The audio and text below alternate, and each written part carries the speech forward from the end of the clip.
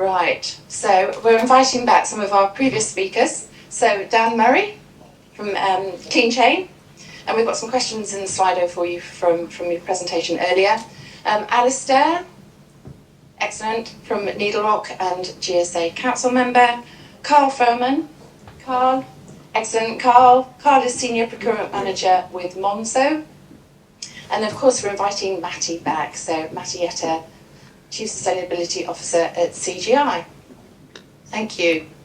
I'll have a roving mic for questions. Hi everyone, I've met some of you a few years ago, some of you recently, some of you today. My name is Hemant Putli. I work with a sourcing advisory firm called Neo Group. You'll find me on LinkedIn, and we can always chat offline. The next session also I'll be talking about agile sourcing, but for now I just wanted to invite our panelists to weigh in on a few key questions regarding sustainability and the confluence of ethics, technologies, in particular AI, on sustainability-related issues. Let me start with Carl. In achieving net zero in the supply chain, what have you seen as the biggest challenges with most of the emissions coming from downstream supply chain, especially Scope 3 kind of? Hopefully mic's working okay. Yeah, I think our biggest challenge as a bank that's also a tech firm is that we have 99.5% of our emissions cover Scope 3. So there is a limited amount we can do to influence directly how we get to net zero. We've also set a very aggressive net zero goal in 2030. So engaging our suppliers to understand what data they have is probably the biggest challenge right now. Until we get that level of accuracy in terms of their primary data, we're beholden to industry averages, and that's not really an accurate baseline to start from. So for us, it's getting to the primary data, understanding what that emission baseline looks like, so that we can then put sustainable production plans in place. Great. And speaking of data, Dan, would you like to weigh in on the role of technology? I saw your presentation earlier, and role of technology in kind of putting together the data and the analytics around sustainability parameters and reporting on it so that firms can take positive action.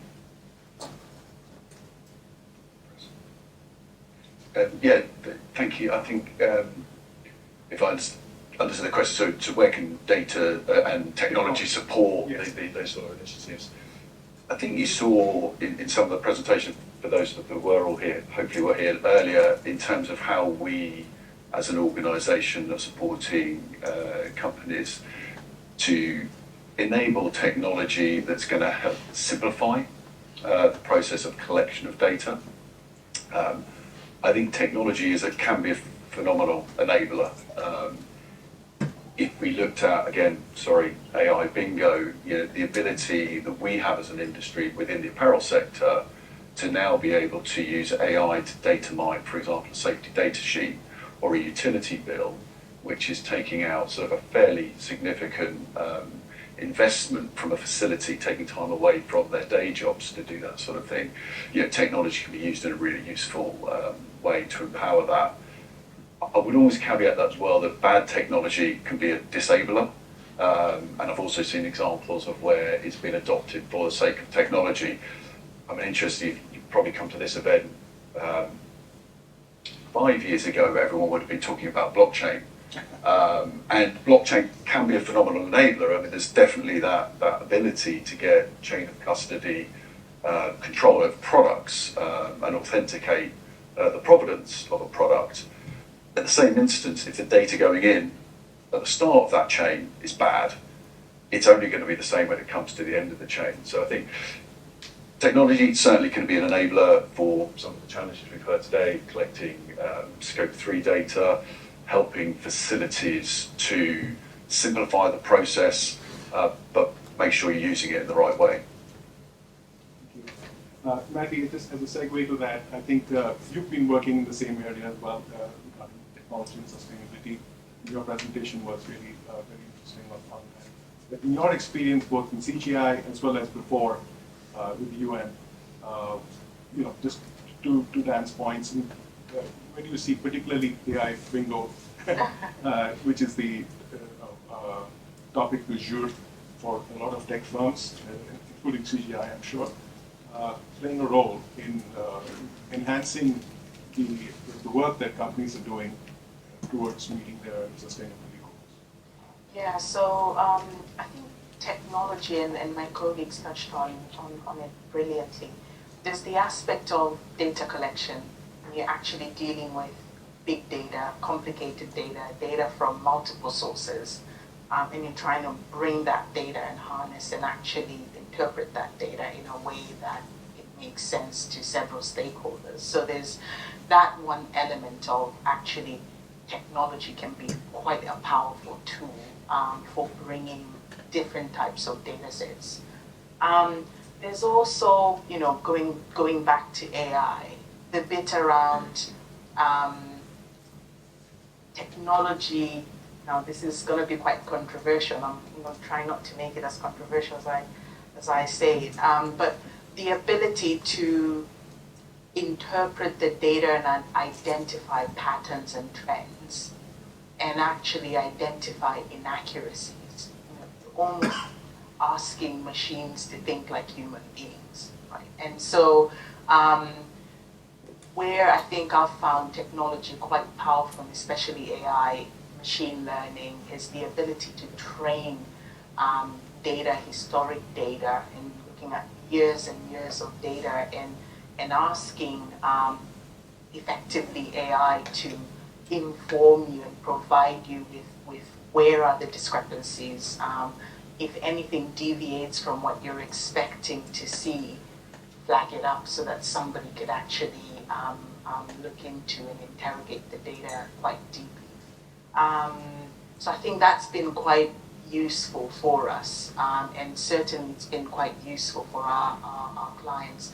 But also down to the most basic things, such as being able to, we speak about SMEs and the challenges that they have in terms of addressing net zero and collecting data and information, but being able to create things like portals or hubs and being able to simplify a way in which people can find answers.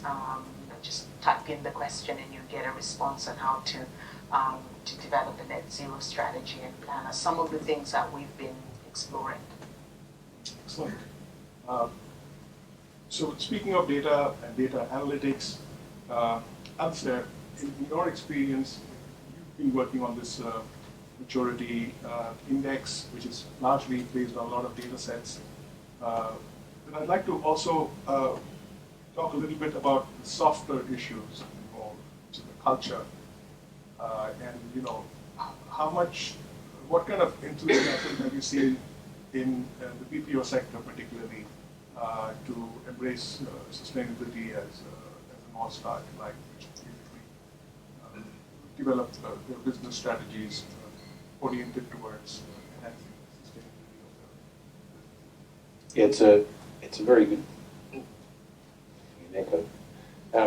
It's a very good question, and I think it's very attitudinal. In the 25 years I've worked in the BPO sector for large, medium, and small operators, I think that there's a big job to get people across the line to understand that 80 or 90% of what the objective is has already been or being done. So understanding stakeholders, and particularly the employees you want to attract and retain. People have been involved in best places to work, they've been involved in charities. There's plenty of enthusiasm to do the right thing by employees, and that's all about what you have been doing. And when you look at financial regulations and governance, social sustainability, as I've just been talking about, I think that where the world's moved towards environmental, it is quite tricky, because then you start to get into a different realm. You're looking at the greenhouse gas emissions on a work from home environment versus a bricks and mortar environment. It just all becomes too much. And I think, like David said from Everest, BPOs operate kind of like one foot on the accelerator, one foot on the brake, at the same time. you know, they're very, very aware of costs, like most. But you look at that number one driver in the business, it's about building revenue. So if you don't embrace ESG, sustainability, corporate social responsibility as an opportunity, then you're always going to be struggling. It's going to be just a pain in the bum to have to do these reports. But if you look at it in your business, any business, large, small, or what's the other one, medium, you know, you need to deploy a workflow and process and reporting tool. And it's no different from an ERP, a CRM, a financial accounting system. You have to take what comes from a maturity assessment and move into materiality, which says, what do we need to do better? Now we know where we're at, where we've got gaps, where we don't meet, where our peers are. We need to now go forward. So you need a relatively straightforward reporting process, workflow, reporting tool to take you to where you need to get to. And so the larger organizations can spend a lot of money in these areas.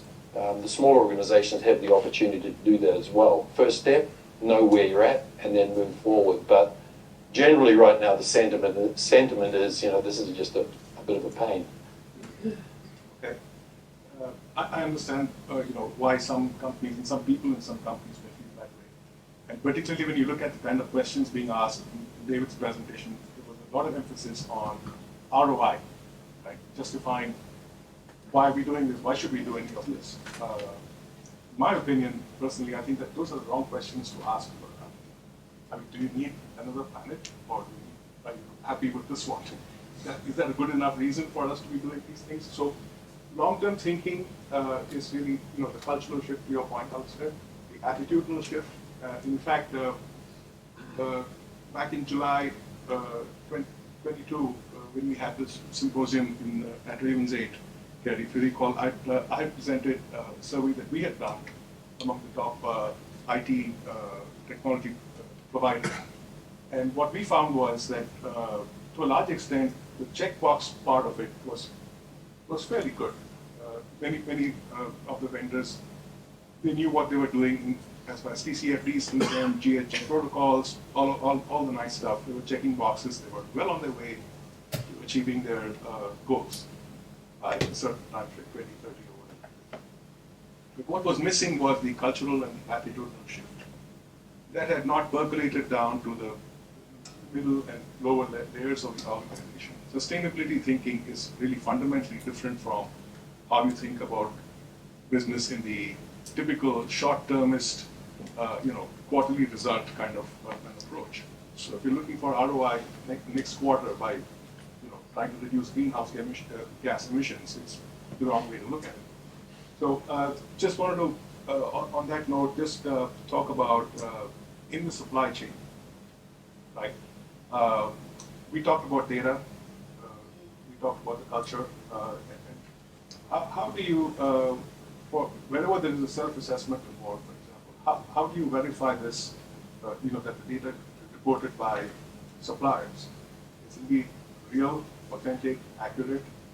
How do we know that, you know, it's not greenwashing? How do we know any of that?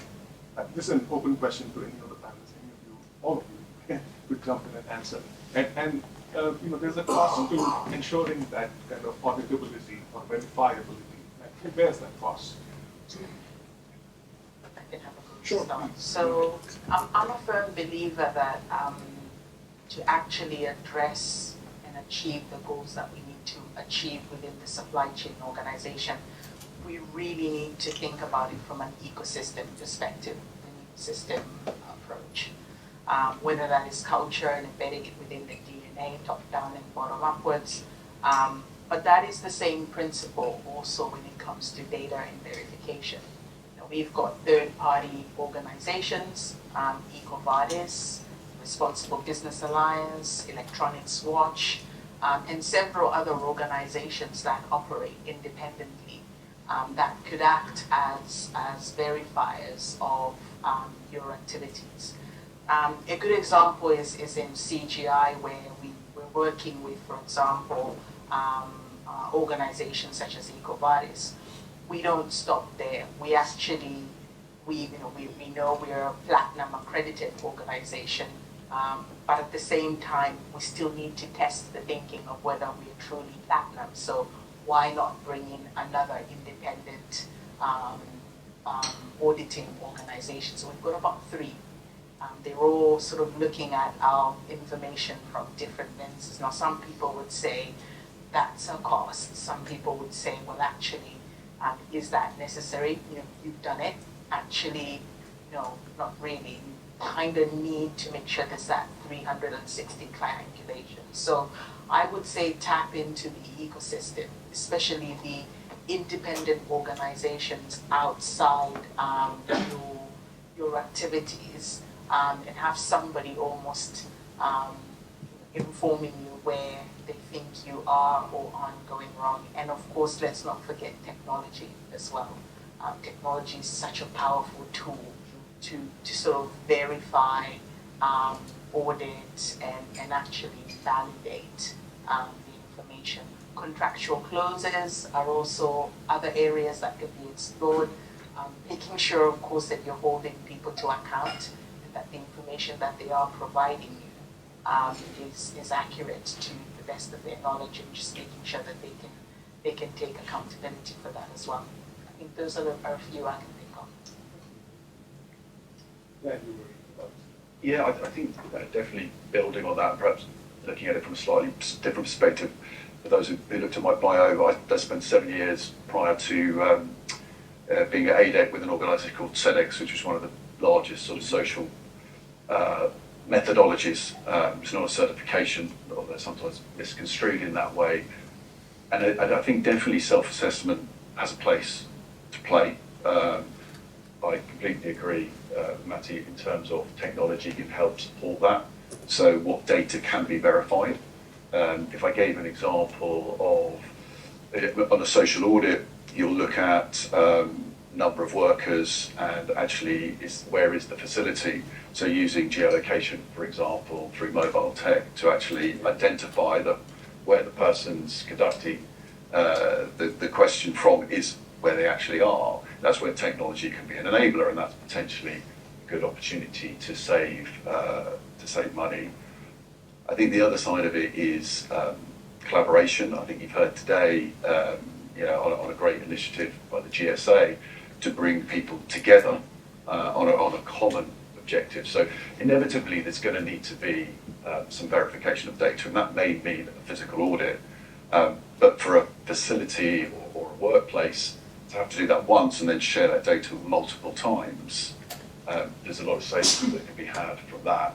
Also, open source databases are a great source of verification. In the apparel space, this UN-backed organisation used to be called the Open Apparel Hub. It's now called the Open Supply Hub, where I think over 100,000 manufacturing locations now are listed in there, sharing sort of data that's then been verified. So you don't have to go and then get that data again. It's already there in public source. So I think look at what opportunities are available to collaborate and leverage existing data. And then if you need to look at audits and beyond self-assessment, look at where you can partner to reduce audit burden and potentially cost with some of your peers who may have already checked that data. Thank you for that. Understand?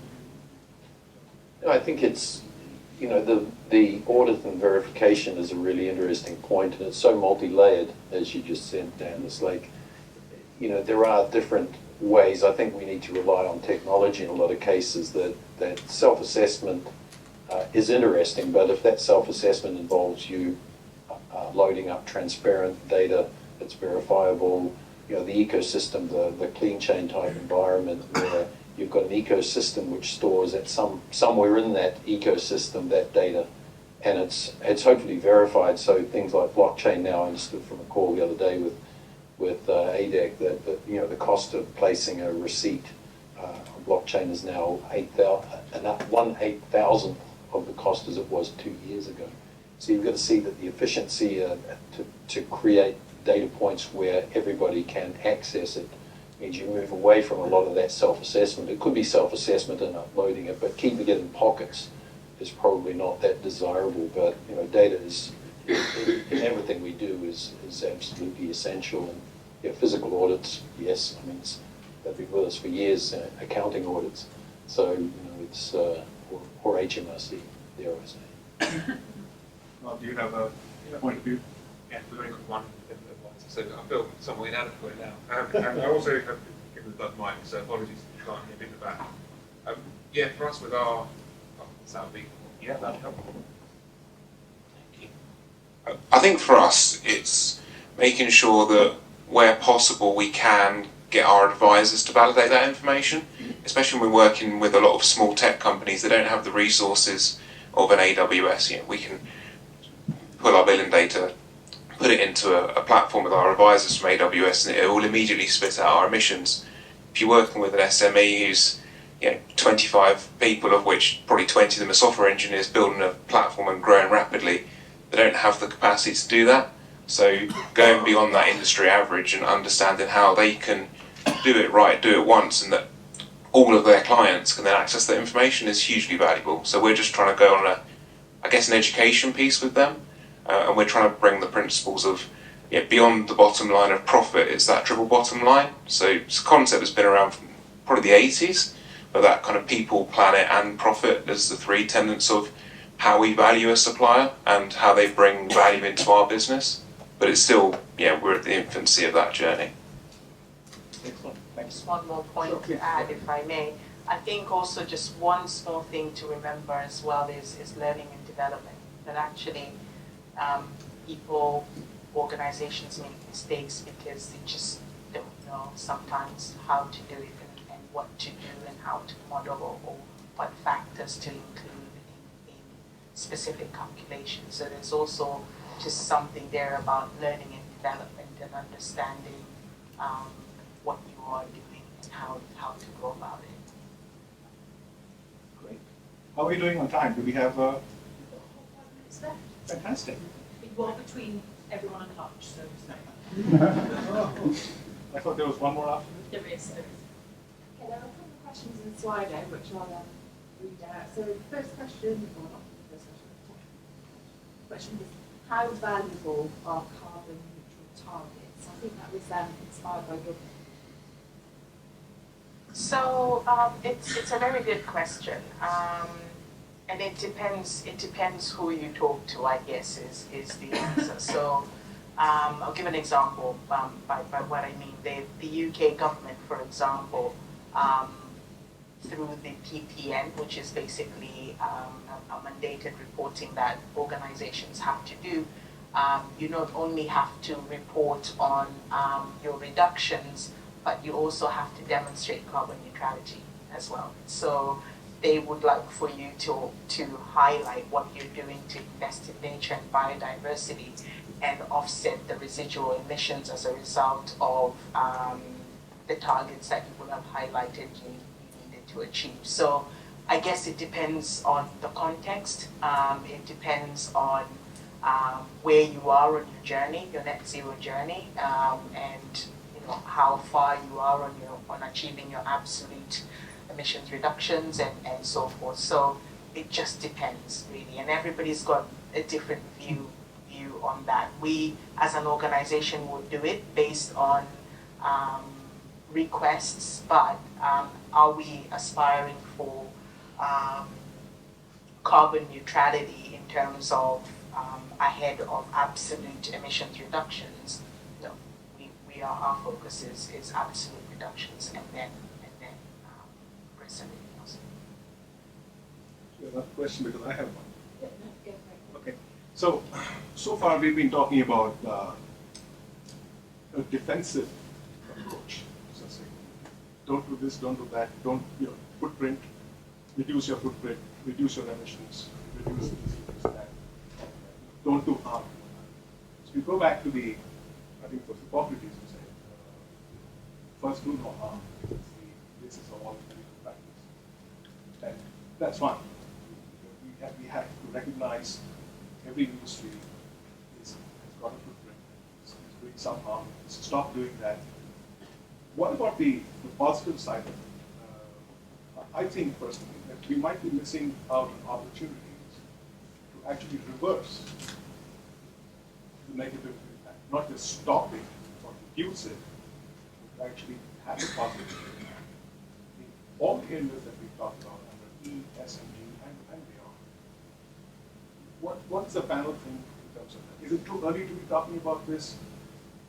I think it's too late, but you know, is it too early? People have got so much tunnel vision about carbon, neutrality that they just don't see anything else. What do you think?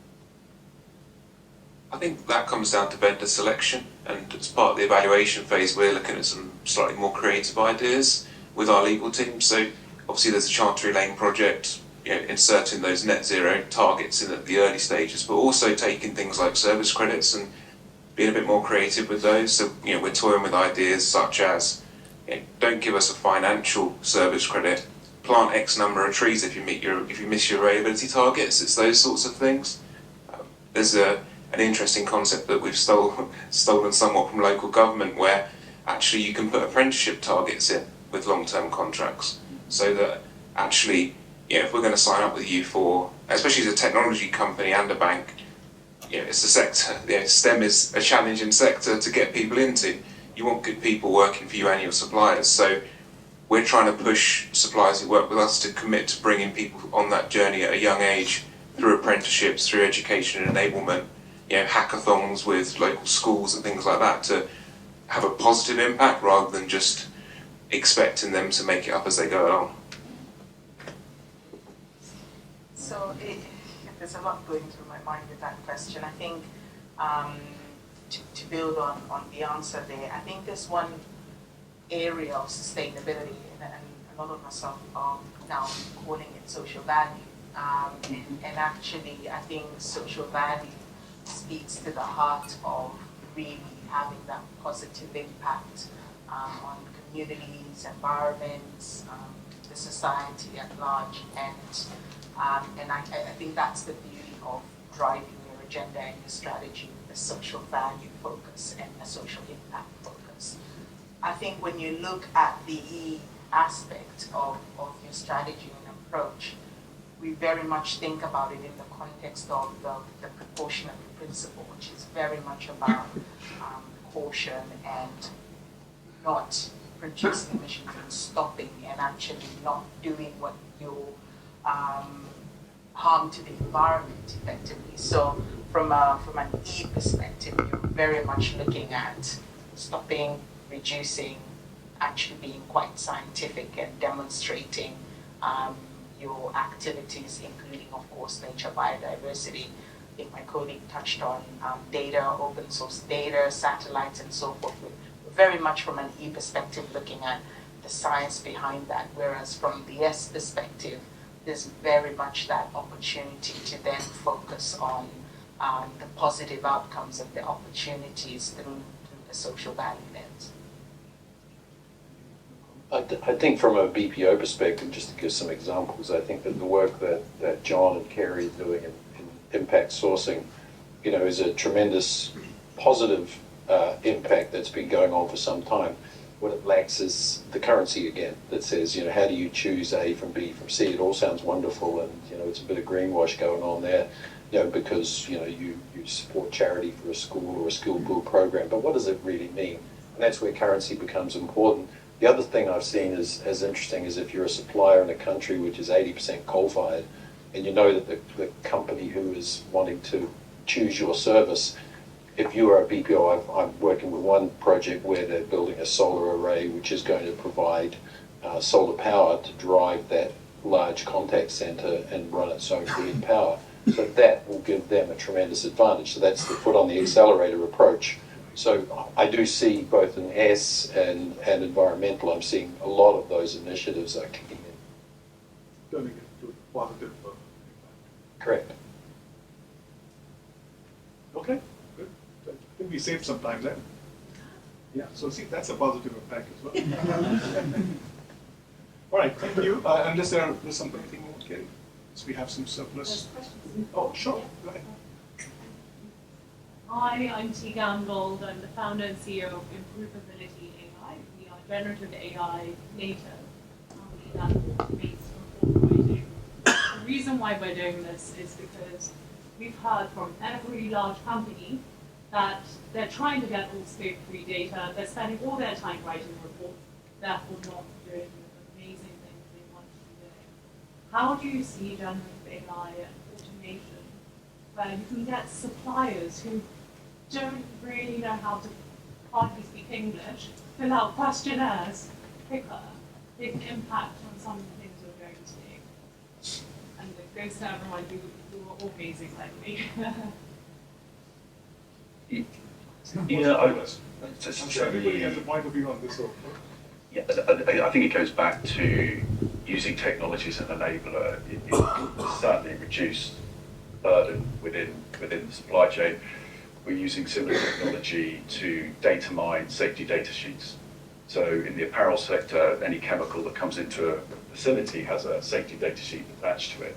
So by effectively passing that, mining the relevant information, that's saving a huge amount of time for a facility to do that. So I think if you can employ that technology, there's a great advantage for the whole of the value chain. It's also giving the end customer who wants that data, whether it's Scope 3 emissions from a utility bill or safety data sheets and chemical inventories, it's giving them verified data which has actually been generated by a source, and that can be uploaded and shared very, very simply. So absolutely, I think there's a large part for AI to play to support that. I guess my thoughts look somewhat slightly different. I'm thinking about it in the context of the life cycle, where we've been, sustainability, our journeys, and where we are now. We're talking about generative AI, and we're talking about automation for reporting. I think thinking in that context, there are technology companies that are absolutely there. It comes back to, everybody throws this word around quite loosely, and I don't mean it in that way, but that trust, the ability to trust what technology can do, and the ability to trust that the models and the frameworks that have been built to generate the reports are accurate, and that there is a triangulation and validation.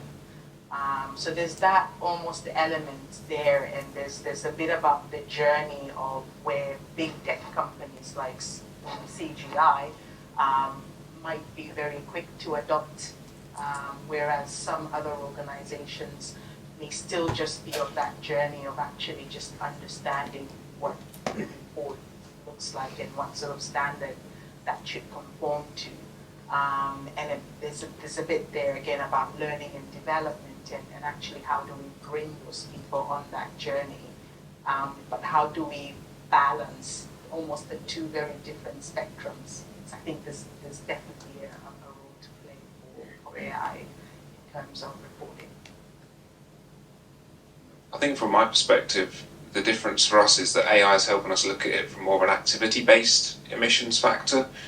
We've historically looked at it based on revenue, and as a smaller organisation with less buying power than others in our field, we're probably paying a higher price for things like laptops. And the fact that we give everyone a MacBook versus maybe a cheaper Microsoft or Lenovo style laptop means that actually when you put it in the grand scheme of things, we're buying a more environmentally friendly device at a higher price, and therefore that's negatively impacting our Scope 3 emissions. So being able to use AI to fully understand the journey that device has taken to get to our colleagues' hands versus the money we've spent on it, and just applying a sort of an emissions factor to it makes a big difference, because again it gets to the accuracy of the data. If we don't have the accurate data, we can't really do anything tangible with it. Okay, sounds good. Any more questions? I've got one if you don't mind. Sure.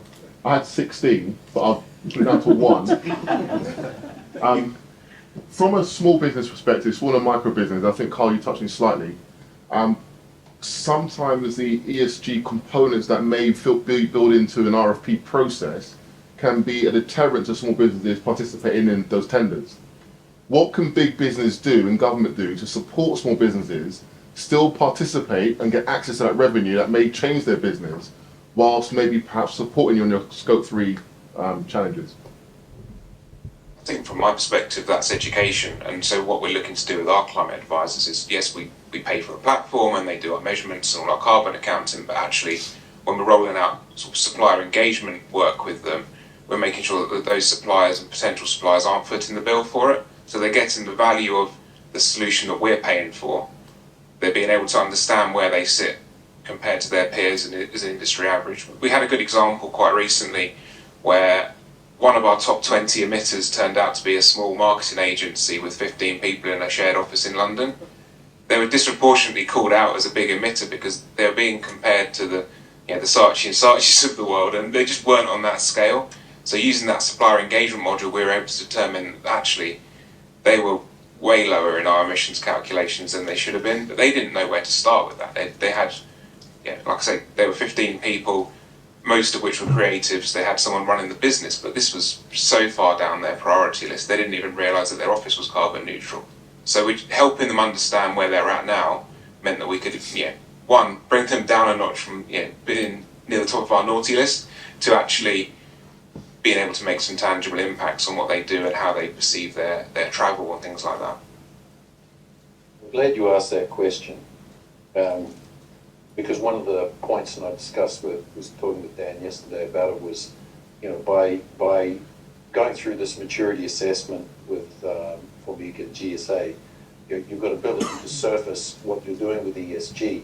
So having worked for the large BPOs and the small BPOs, you know that the large BPOs are spending a huge amount of money on doing annual sustainability reports. So they're able to bring out to market and provide a lot of verbiage. But I know as an operator of a region, we weren't involved at all in anything to do with that ESG. It had no relevance to our actual business. So when you start to look at what you can do by running a correct measurement of the ESG maturity of businesses, whether they're small, medium or large, you're going to give a very good view of what those companies are doing. So I think that's one of the driving forces of this.